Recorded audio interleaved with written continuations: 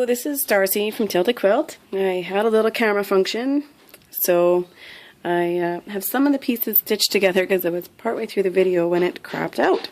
So I've ripped this one block. We'll just kind of pay attention to this corner. The first step that you want to do for this block of the month, this is the third block, is we'll stitch all of these pieces to each other to make a nice square. I've got these stitched together and I am pressing my fabric to the dark because when you can, that's what you're supposed to do.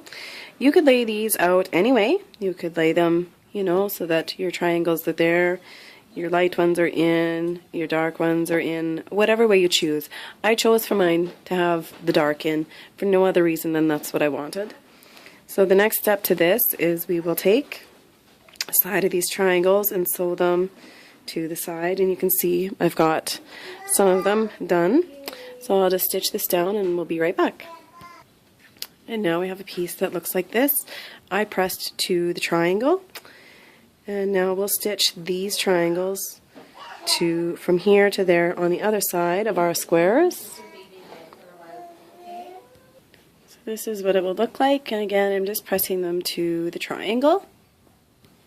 So this is the harder half of this block done, and now what we want to do is stitch these pieces short sides together. And what you want to do is you want to keep them all the same, so you don't want to end up stitching on this side on some and this side on some because you won't get the pinwheel in the middle. So stack them all one way, light or dark on the bottom, it doesn't matter, and light or dark on the top, it doesn't matter as long as you... So I've got my light on the bottom, and light on the bottom, dark on top, light on the bottom, dark on top, and again, light on the bottom, and this one on top. And you're going to stitch down this short side, or you could do this side, as long as it's all the same. So all four of them for me I have lined out in my head that I'm going to go from here to there, and then I will press these all towards the dark just because I can. And here are our pressed pieces. We'll just lay them back out and you can see how the blocks are going to get sewn together next. You know, that one to that one, and this one to this one, and that one to that one. And you can see maybe here this one doesn't lay perfectly straight.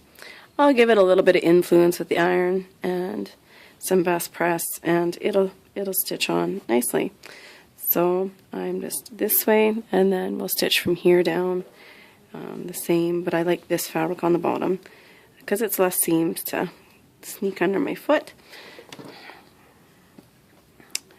So for all four of them we'll do the same, and we'll press open. I'll press these open or towards this fabric. I shouldn't say open because that has left some people to think that I want them to press the seam open so that it's one to each side. I just press it towards one fabric.